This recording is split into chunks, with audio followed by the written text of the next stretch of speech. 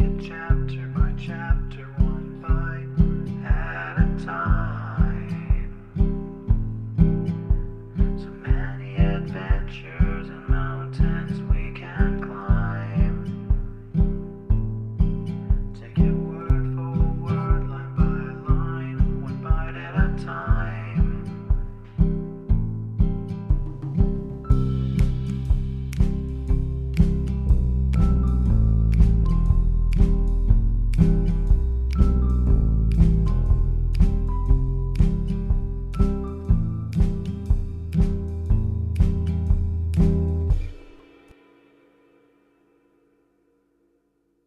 Welcome to Bite at a Time Books, where we read you your favorite classics one bite at a time. My name is Bree Carlile, and I love to read, and wanted to share my passion with listeners like you. If you want to know what's coming next and vote on upcoming books, sign up for our newsletter at biteatatimebooks.com. You'll also find our new t-shirts in the shop, including podcast shirts and quote shirts from your favorite classic novels. Be sure to follow my show on your favorite podcast platform so you get all the new episodes. You can find most of our links in the show notes. But also our website, biteatatimebooks.com, includes all of the links for our show, including to our Patreon to support the show, and YouTube, where we have special behind the narration of the episodes. We're part of the Bite at a Time Books Productions Network. If you'd also like to hear what inspired your favorite classic authors to write their novels, and what was going on in the world at the time, check out the Bite at a Time Books Behind the Story podcast, wherever you listen to podcasts. Please note, while we try to keep the text as close to the original as possible, some words have been changed to honor the marginalized communities who've identified the words as harmful, and to stay in alignment with Bite at a Time Books' brand values. Today we'll be continuing 20,000 Leagues Under the Sea by Jules Verne. Chapter 2, Pro and Con. At the period when these events took place, I had just returned from a scientific research in the disagreeable territory of Nebraska in the United States. In virtue of my office as assistant professor in the Museum of Natural History in Paris, the French government had attached me to that expedition. After 6 months in Nebraska, I arrived in New York towards the end of March, laden with the precious collection. My departure for France was fixed for the first days in May. Meanwhile, I was occupying myself in classifying my mineralogical, botanical, and zoological riches when the accident happened to the Scotia. I was perfectly up in the subject, which was the question of the day. How could I be otherwise? I had read and reread all the American and European papers without being any nearer a conclusion. This mystery puzzled me. Under the impossibility of forming an opinion, I jumped from one extreme to the other. That there really was something could not be doubted, and the incredulous were invited to put their finger on the wound of the Scotia. On my arrival at New York, the question was at its height. The hypothesis of the floating island and the unapproachable sandbank, supported by minds little competent to form a judgment, was abandoned. And indeed, unless this shoal had a machine in its stomach, how could it change its position with such astonishing rapidity? From the same cause, the idea of a floating hull of an enormous wreck was given up. There remained then only two possible solutions of the question, which created two distinct parties. On one side, those who were for a monster of colossal strength. On the other, those who were for a submarine vessel of enormous motive power. But this last hypothesis, plausible as it was, could not stand against inquiries made in both worlds. That a private gentleman should have such a machine at his command was not likely. Where, when, and how was it built?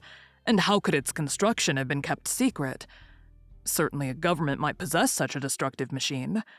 And in these disastrous times, when the ingenuity of man has multiplied the power of weapons of war, it was possible that without the knowledge of others, a state might try to work such a formidable engine. After the chassepôts came the torpedoes. After the torpedoes, the submarine rams. Then, the reaction. At least I hope so. But the hypothesis of a war machine fell before the declaration of governments, as a public interest was in question, and transatlantic communication suffered. Their veracity could not be doubted. But how admit that the construction of the submarine boat had escaped the public eye? For a private gentleman to keep the secret under such circumstances would be very difficult, and for a state whose every act is persistently watched by powerful rivals, certainly impossible. After inquiries made in England, France, Russia, Prussia, Spain, Italy, and America, even in Turkey, the hypothesis of a submarine monitor was definitely rejected. Upon my arrival in New York, several persons did me the honor of consulting me on the phenomenon in question. I had published in France a work in quarto, in 2 volumes entitled Mysteries of the Great Submarine Grounds. This book, highly approved of in the learned world, gained for me a special reputation in this rather obscure branch of natural history. My advice was asked. As long as I could deny the reality of the fact, I confined myself to a decided negative. But soon, finding myself driven into a corner, I was obliged to explain myself categorically, and even the Honorable Pierre Ernax, professor in the Museum of Paris, was called upon by the New York Herald to express a definite opinion of some sort. I did something. I spoke for want of power to hold my tongue.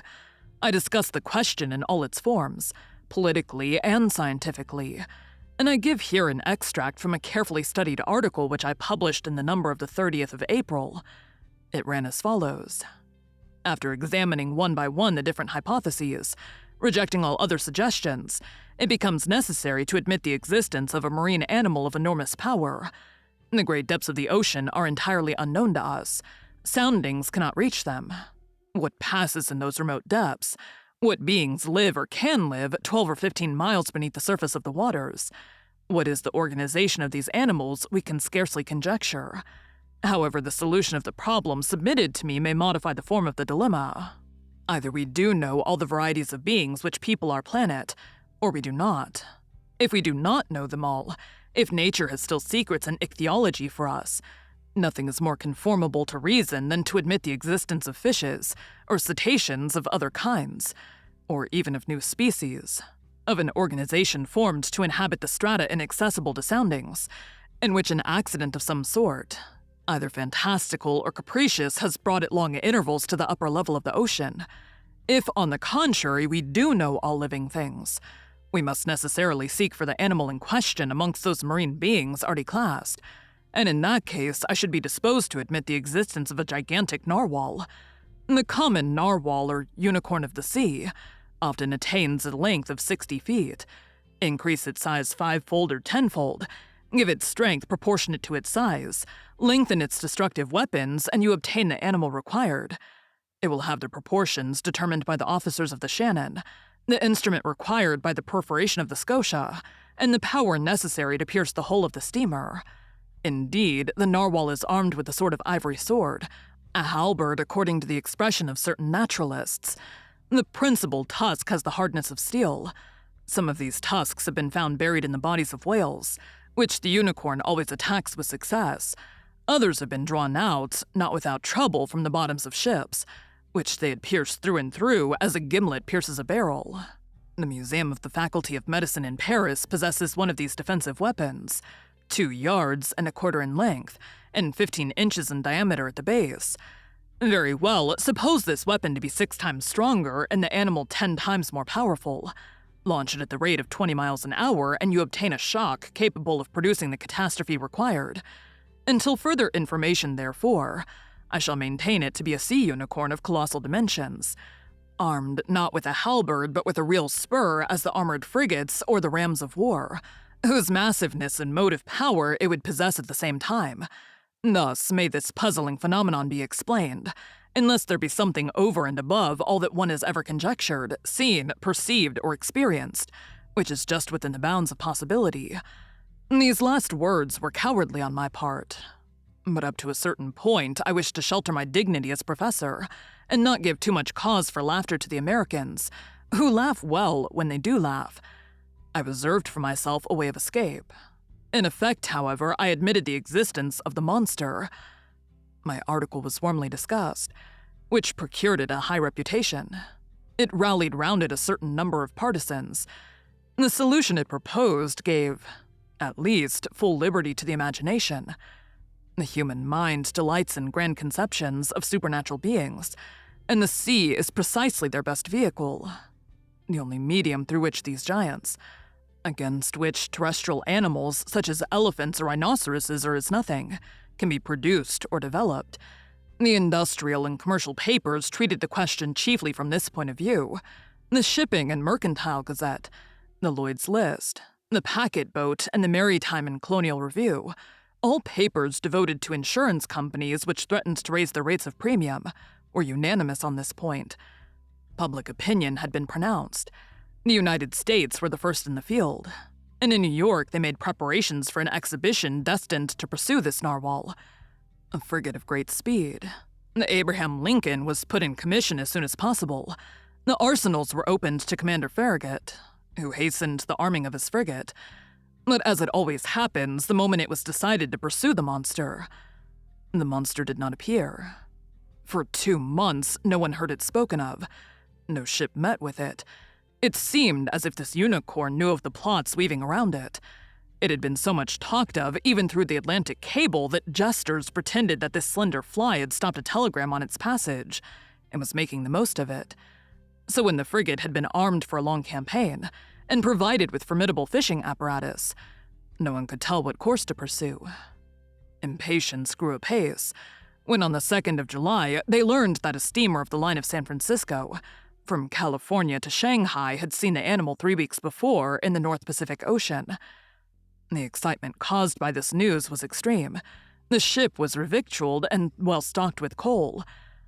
3 hours before the Abraham Lincoln left Brooklyn Pier, I received a letter worded as follows. To M. Aronnax, professor in the Museum of Paris, 5th Avenue Hotel, New York. Sir, if you will consent to join the Abraham Lincoln in this expedition, the government of the United States will with pleasure see France represented in the enterprise. Commander Farragut has a cabin at your disposal. Very cordially yours, J.B. Hobson, Secretary of Marine. Thank you for joining Bite at a Time Books today. Well, we read a bite of one of your favorite classics. Again, my name is Bree Carlile, and I hope you come back tomorrow for the next bite of 20,000 Leagues Under the Sea. Don't forget to sign up for our newsletter at biteatatimebooks.com and check out the shop. You can check out the show notes or our website, biteatatimebooks.com, for the rest of the links for our show. We'd love to hear from you on social media as well.